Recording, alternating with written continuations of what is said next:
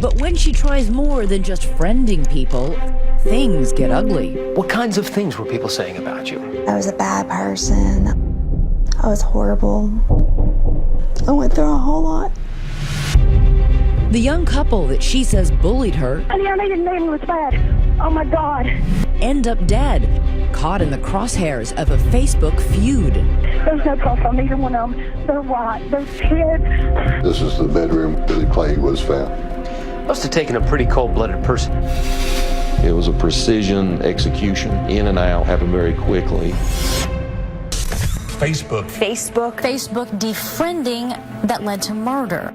Even making news this week on Nancy Grace. What a tangled web we weave when first we practice to deceive. There's no loss for suspects in a sleepy town where nobody's who they seem. Was it a rogue CIA agent that no one has ever met? Did he ever talk about the kinds of things he did for work? A lot of killing. A lot of killing people. Could it even be her own mother or father? They threatened to take Janelle, cut her head off. Or someone playing murderous mind games by just tapping on a keyboard? You know, she may be operating on a fourth grade level, but she's got a PhD in manipulation. Janelle, why are you crying right now? What makes you so sad? Are you done? I'm done. We're done. Actually, we're just getting started. Does Mother know best? It seems to me that you are either completely innocent and blameless in this, or you are an exquisite liar. Well, what do you believe? After tonight, what will you believe? #unfriended. Good evening. Social media is supposed to connect people, but tonight authorities say it helped kill them. You're about to see how this all unfolds, everything from romance to revenge. It is what happens when fingers on a keyboard become a weapon. But things don't stop there because somebody's fingers end up pulling a trigger. Here's Matt Gutman. Drive up the winding mountain roads of northeast Tennessee and you'll find breathtaking views, stunning scenery. They don't call it Mountain City for nothing. Everybody knows everybody. Everybody's related by blood or marriage to everybody else. They all go to the same churches. The sign at the city limits would like to suggest this is a congenial community of 2,500 with its arms wide open. The sign welcoming people to Mountain City says a friendly hometown. Friendly to you? No. Why not? Because I wasn't born and raised here. I didn't grow up here. People here do not like outsiders. Janelle Potter could have used a good friend. Plagued with debilitating health problems since she was little, she's now a loner who spends most of her time inside this shuttered ranch house, under the watchful eyes of parents Buddy and Barbara Potter. What kind of person is she? Good-natured, sweet person. She's not an angry person. Naive, young, innocent? Yes, very naive. She's young in her mind, more young than her age, I think. And although she doesn't sound like it, Janelle is 30 years old. She looks good, right? Her room is filled with stuffed animals that stand in as friends. She doesn't work, doesn't drive, and she confides in us she's never been with a man. What were the rules? Don't be out past, 12 o'clock at night. No smoking, no drinking, no partying, stuff like that. They are a God-fearing and gun-loving family. Even when they garden, they pack heat. Mom, Barbara, had a job with Hewlett-Packard, and Dad, Marvin Potter, better known as Buddy, was a former Marine who served in Vietnam rescuing POWs. And later, he says, he served with the CIA. Sounds like Rambo. I just saw him as a gentle giant. But age has taken its toll. Both are now disabled, Buddy even on an oxygen tank. But Janelle's life support becomes social media. So because you didn't drive, that's one of the reasons that your social world became the computer. Yes. I had a lot of family pictures on there. Random pictures of sceneries, dogs. Selfies? Any selfies? Selves. Mm-hmm. Did your parents have access to your Facebook page? Do they monitor it? Yes. A woman in your late 20s and your parents have access to your Facebook page? Well... But a simple trip to the pharmacy would be a turning point in Janelle's life. A kind employee named Tracy Greenwell takes it upon herself to befriend the social misfit Janelle. We felt sorry for Janelle. She was sheltered, sick and stuff. She gave me her phone number and I started calling her. I would go out with her to the mall, to her house and out to eat. They even got her to rappel. These are pictures of the new fast friends at Backbone Rock, a local landmark. Sitting next to a scared Janelle is Tracy's brother, Billy Payne, a jokester who likes the outdoors. Did you ever get the impression that maybe she liked Billy? That's what everybody says. She fell in love with Bill, but I still don't see it like that. Instead, Tracy tried pairing Janelle up with someone else, introducing her to Jamie Curd, an older man who's pretty handy with computers, the kind of guy who likes to wear shades indoors. Well, Jamie was sort of rough looking, you know, greasy, and she was neat. So why did you think to set up Jamie and Janelle? Jamie didn't have a girlfriend, and she really didn't have a boyfriend. I mean, they didn't look like they'd go together by no means. Janelle and Jamie became an unlikely item, hiding their relationship from her strict parents. He's at the Potter house from time to time, supposedly to fix the family's PC. But behind her parents' back, Janelle and Jamie would steal time and a few kisses together, snapping these secret romantic selfies. You and Jamie got pretty serious at one point. Yes. He gave you a cell phone so that you guys could talk without your parents being on the phone. Yes. How often would you talk? Every day. For long periods? For an hour, 2 hours at a time. Now, take note of Jamie Curd and all that clandestine canoodling, because you're going to hear a lot more about him a little bit later. But even while she's with Jamie, Janelle is still secretly pining away for that outdoorsman she met, Billy Payne. And right around that time, something sinister is happening with her online relationships. She's being relentlessly cyberbullied. Appalling, anonymous comments begin appearing on her Facebook page. What kinds of things were people saying about you? Just that I was a bad person, I was horrible, threatened to get raped. Must have been pretty scary. Yes. I remember I wrote, "Please do not write on Janelle's Facebook."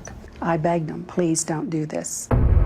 And Janelle thinks she knows who it is, pointing the finger directly at one of her so-called Facebook friends, Billie Jean Hayworth. What was her relationship like with Billie Jean? Oh, she hated her. From the get-go? Mm-hmm. She'd call her all kinds of bad names. There might be one other reason these two don't get along. Billie Jean is engaged to, guess who? The object of Janelle's obsession, Billy Payne. And together, the loving couple have a 7-month-old baby boy. Friends say Janelle was so jealous, she started spewing some online venom of her own. That she wished that Bill and Billie Jean and that damn baby would die. An all-out Hatfield and McCoy-like feud erupts on social media, pitting the two couples against each other. The cauldron is boiling amongst these players, all egging each other on. She was always saying that somebody was mad at her, somebody hated her, somebody wanted to kill her. She was paranoid about it, I thought. But so far, it's all just virtual violence. But then it escalated.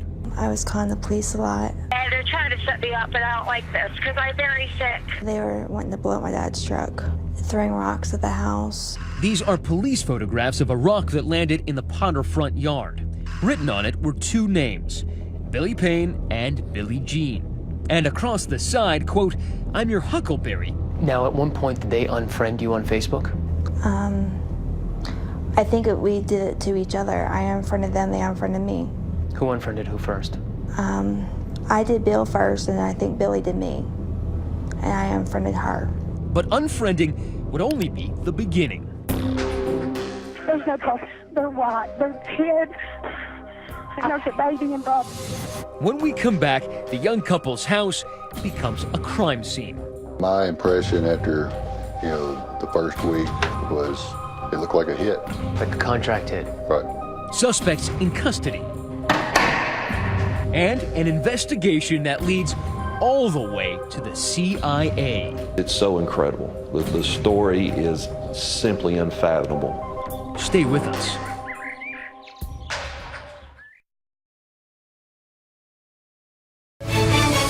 #2020 continues with #Unfriended.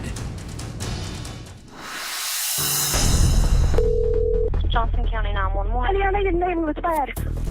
At approximately 10:30 a.m. on a blustery January morning, a call comes into the Johnson County, Tennessee 911 dispatchers. There's a baby involved. He don't look right. The caller is a friend of Billy Payne and Billie Jean Hayworth. She's dropped by the young couple's home to find the back door open, and inside, something much worse. Their infant son covered in blood, eerily silent but unharmed. He's in one room, she's in the other, right at the playpen. It kind of looks like she's trying to get to her baby. The baby's father, Billy Payne, and Billie Jean, his mom, the young couple who had been feuding with Janelle, have been shot. You can tell by looking at their faces, they're swelled, they're black and blue, they've been beat.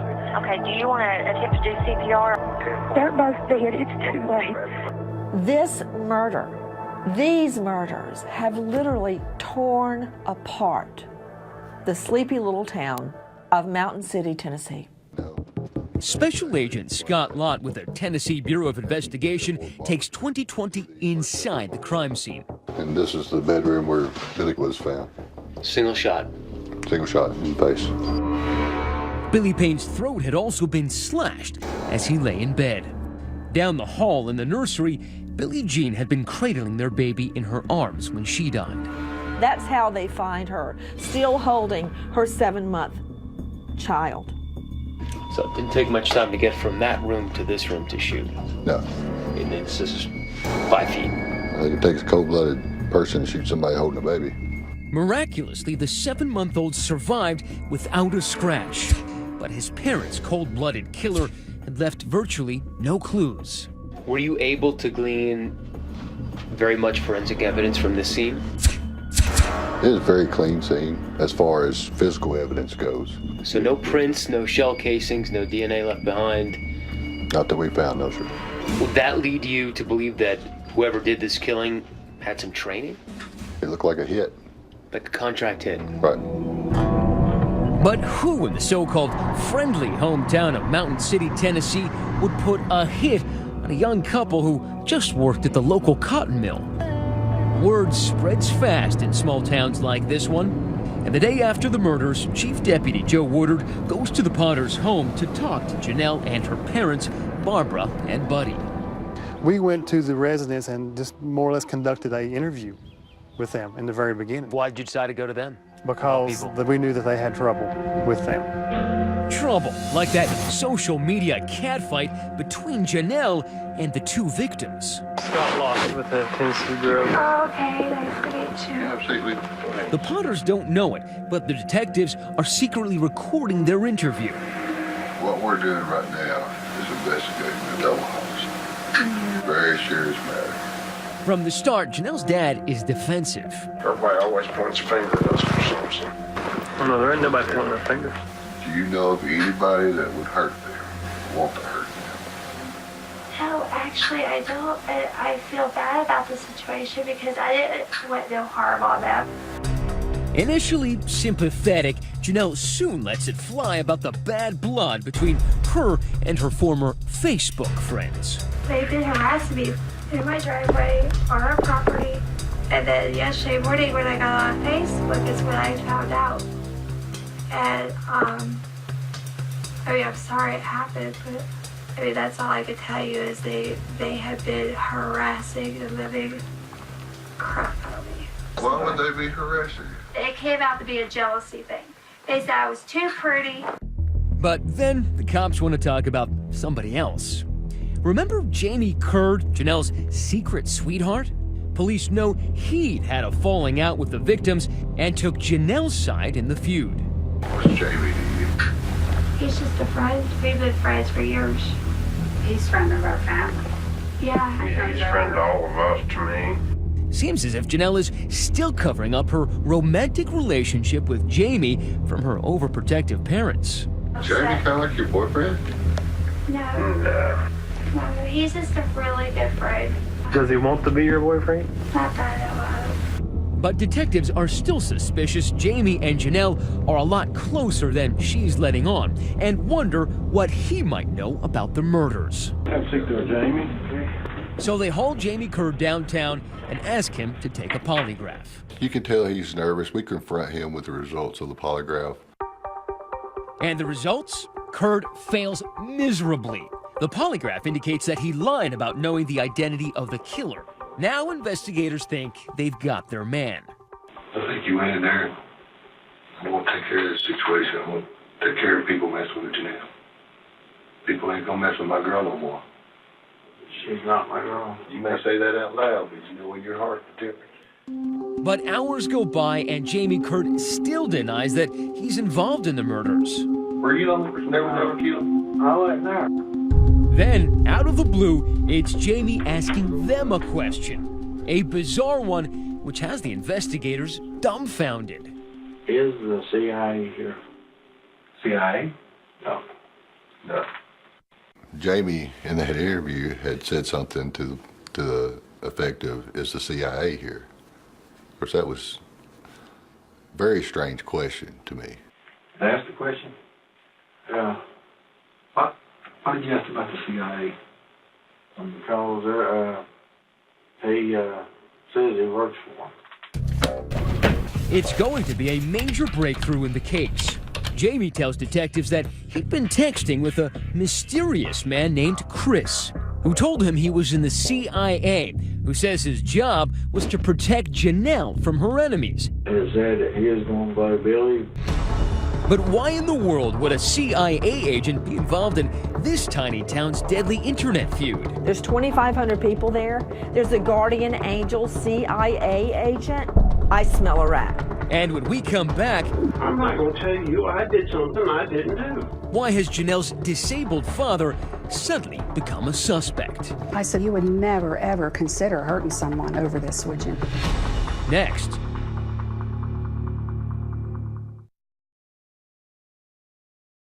We return to 2020's hashtag Unfriended. Have a seat there, Jamie.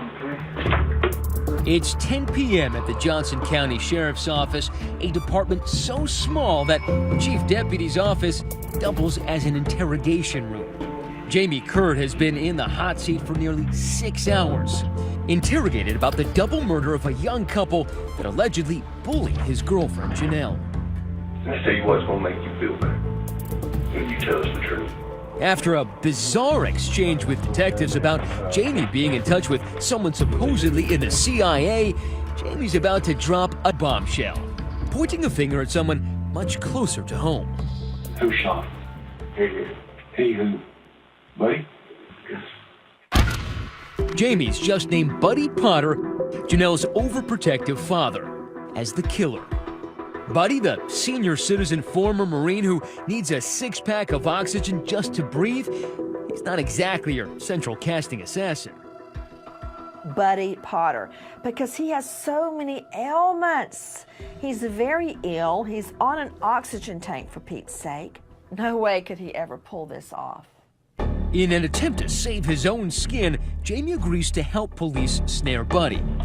With detectives recording the conversation, Jamie calls his accomplice. It's a trap to get a confession on tape. Well, they're pointing fingers.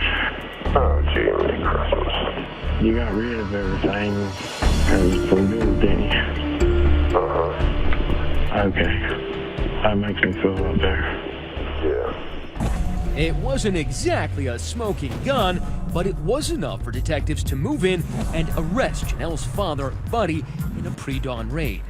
Gun-loving Buddy was almost always gun-toting, so police were on high alert. We knew he had a weapon.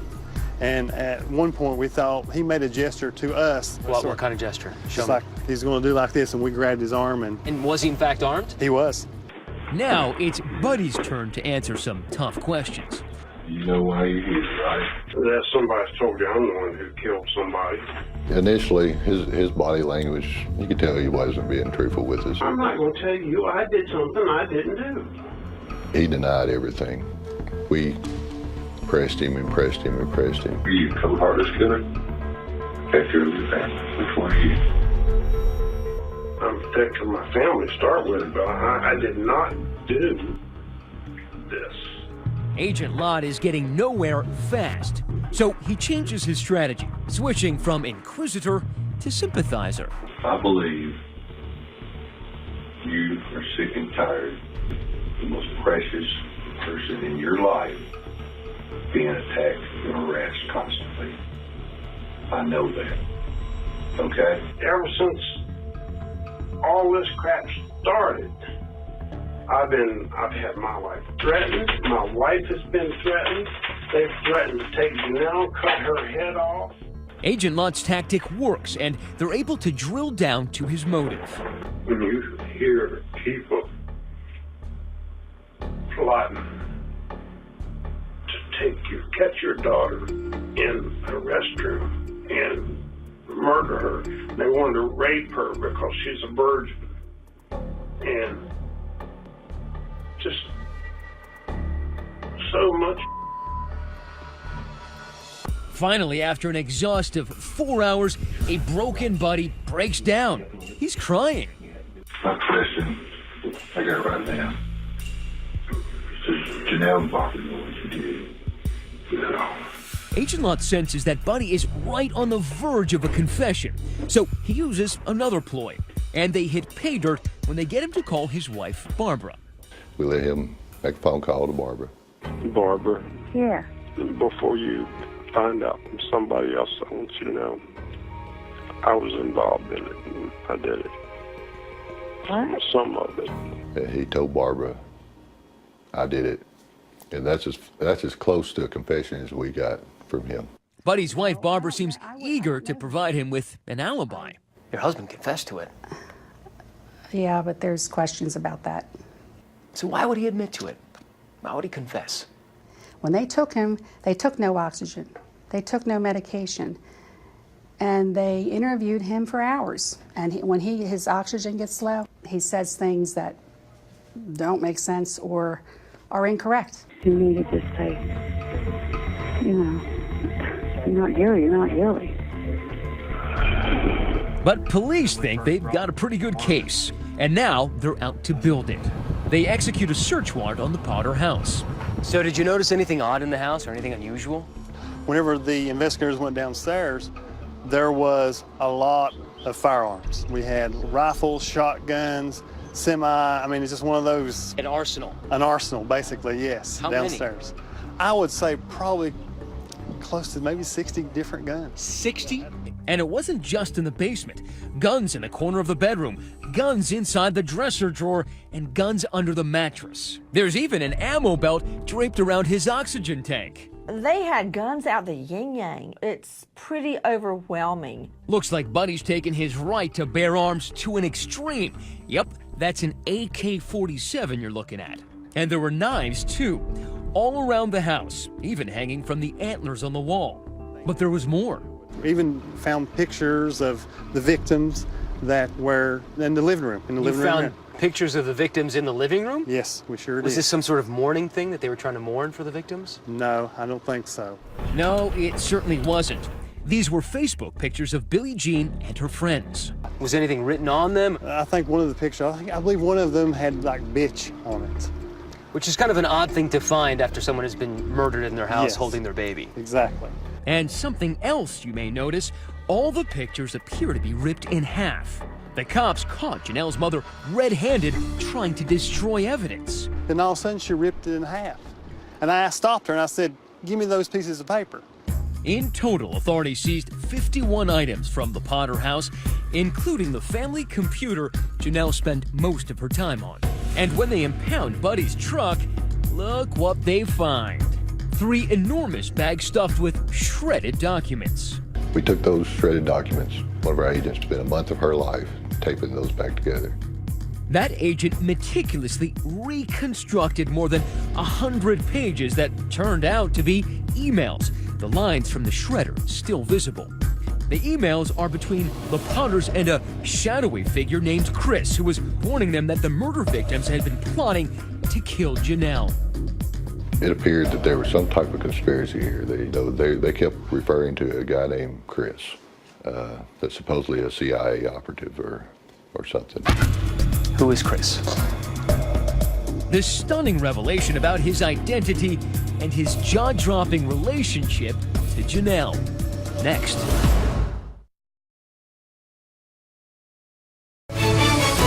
2020 continues with #Unfriended. In any other Middle American crime yarn, the cops would have called it a day. They've got 2 suspects in custody, Janelle's father, Buddy, and her boyfriend, Jamie, for gunning down Billy Payne and Billie Jean Hayworth. Now, both men have confessed to being involved, and both are awaiting trial. But the most unbelievable twist yet was on that Appalachian horizon. It's not really a whodunit to me, it's a why did they do it? Barbara Potter can't make sense of the fact that Buddy is behind bars. He's never been violent. Neither one of us ever broke the law. We tried to do the right thing, always. And yet, there he is at the Johnson County Jail, accused of first-degree murder. So how was such a heinous murder conducted? How would I know that? Remember, a search of the Potters' home reveals an arsenal of weapons and bags of shredded emails. At least 100 pages got taped back together. And in those emails, conversations between Barbara Potter and a man named Chris, who says he worked for the CIA, warning Barbara about threats to her daughter's life. Chris was doing some surveillance and intelligence work, right? He said he was. Who is Chris? I have no idea who this Chris person is. What was his job? He was a CIA agent. What kind of stuff did he do? He said he was down here to protect me, protect my parents. But why would a CIA agent descend on such a sleepy small town? Could it have something to do with Buddy's service in Vietnam? Barbara says that part of her husband's past is top secret. Is he allowed to talk about what he did? No. Never. Was he ever in the CIA or attached to the CIA? He said he was. Chris told Barbara, Janelle's mom, he was watching their every move and was monitoring all that venom the victims were allegedly spreading on social media. He was watching these people, he said, that were harassing her on the computer and calling her. In Mountain City, Tennessee, there's 2,500 people there. There's a guardian angel CIA agent. No.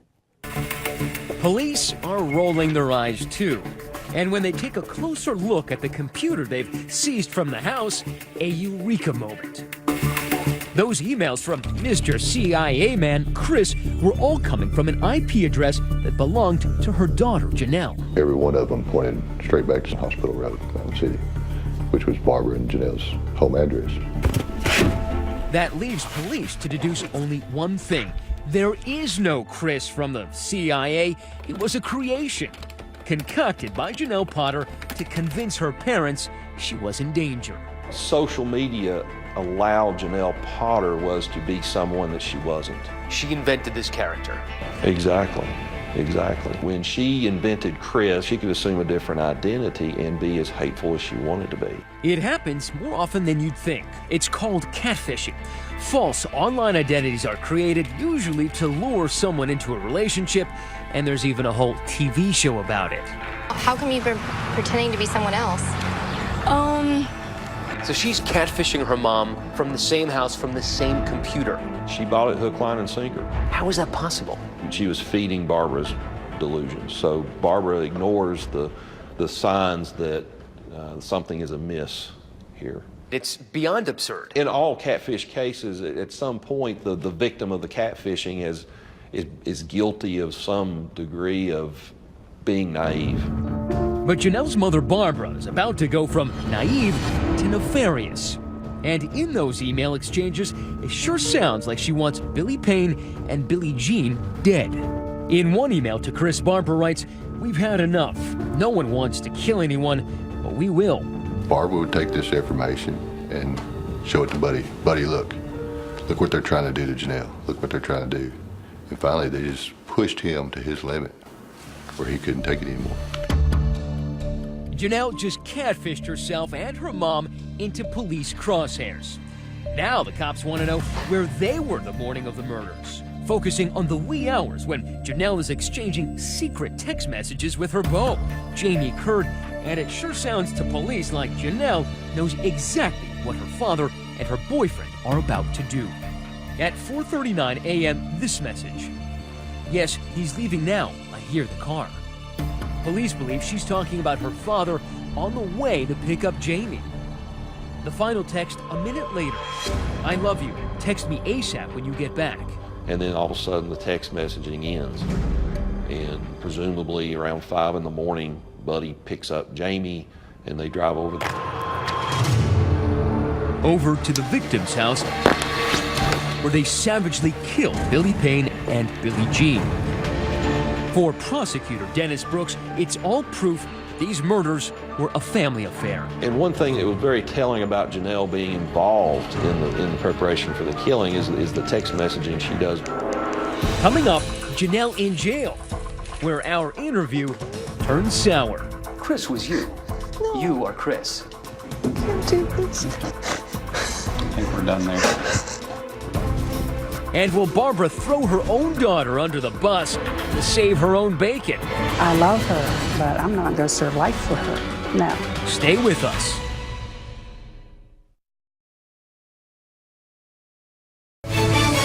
We return to 2020's #Unfriended.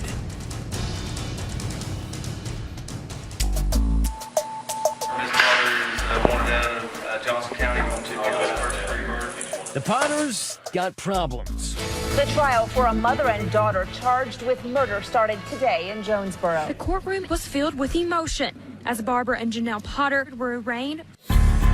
Prosecutors accused them of murdering a young couple they had bickered with on Facebook. The family patriarch, Buddy, confessed to the killing and serving 2 life sentences. His accomplice, Jamie Curd, copped a plea deal for 25 years. But now under arrest is what's left of this dysfunctional family. Barbara Potter and her daughter, Janelle. Charged as first-degree murder.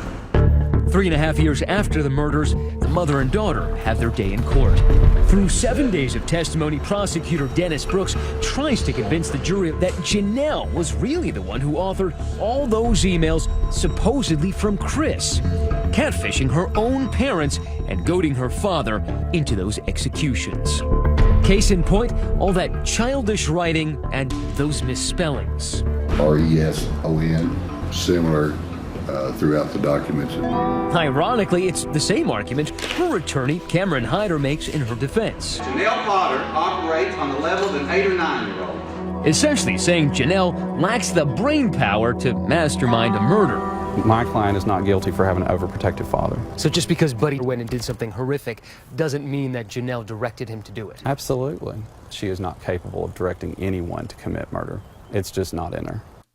A countrified cast of characters takes the stand, but one prosecution witness brought gasps to the courtroom. My name is Christopher Jaden. Chris Jaden, a handsome former high school classmate of Janelle's, one she hasn't seen in 15 years. She was, one of those kids that just very strange. But Chris must have made a much bigger impression on her. Because this Chris is the person whose identity Janelle stole to catfish her family. Chris works for security, all right, just not national security. The second Chris comes in, her eyes were just drawn to him, would not leave him. As he testified, her eyes were fixed on him. Because he's the real thing and he's a good-looking guy. She apparently thought Billy Payne was too, which is why if she couldn't have him, said the prosecutor, nobody could. Janelle Potter had a crush or some kind of good feelings toward Bill Payne. A biblical crush on him, an epic crush on him. And when he moved on with Billie Jean Hayworth and they had a child, that was it. She went berserk. Billie Jean Hayworth moved in with Bill Payne and became pregnant. That's when the Chris emails began. They would talk about the baby Tyler. They would call him that damn baby. That baby needs to die. No one talks that way about an infant other than a woman perhaps who is jealous that that's not her infant. But the prosecutors have a problem. Their evidence is entirely circumstantial. There is nothing linking Barbara and Janelle to the crime scene. Even if a jury believes they are involved with this, do they take that leap and call it first-degree murder? But the jury jumped in with both feet. We, the jury, find the defendant, Barbara Mae Potter, guilty of first-degree murder. We, the jury, find the defendant, Janelle L. Potter, guilty of first-degree murder. A Washington County, Tennessee jury convicted the pair of first-degree murder in the deaths of Billy Payne Jr. and Billie Jean Hayworth back in 2012. For the families of the victims, an emotional scene. A lot of relief right now. I'm glad that this is finally getting over and that maybe we can let Billy and Billie Jean rest now. And it's amazing to me that these murders were carried out without Janelle Potter ever pulling the trigger herself. Janelle and Barbara got exactly what they took away from Billy Payne and Billie Jean Hayworth: life behind bars. Shortly after their conviction, I meet up with the Big House bunkmates. They chose not to testify at the trial, but tonight we put the questions to Barbara and Janelle that they didn't have to answer in court. Why did you write to Chris that you wanted them dead? I didn't. Yeah, you did, from these emails. Well, you can believe those emails if you want. So who wrote this? 1, How would I 2, know? 3, I might have 4, started an email 5, that got changed. 6, well, you can do what 7, you want. I'm telling you. 8, 9, 10, 11-page email. 11 pages. Mm-hmm. That's a long email. And you write, I will kill if I have to. Not just hurt, but kill. That's not me. That is not me, because I'm not that kind of person. I'm not evil. But probably the most revealing email isn't one Barbara exchanged with Chris, but rather one she sent to herself. A link to a Billy Graham article on forgiveness and murder. A couple weeks before the murders, you had searched, can God forgive a murderer? No, I didn't. That's not me. No, I did not. I don't want anybody murdered. I did not do that. Maybe Janelle? I don't know. I would hope not. Do you think if you passed that you'd go to heaven? Yes, definitely.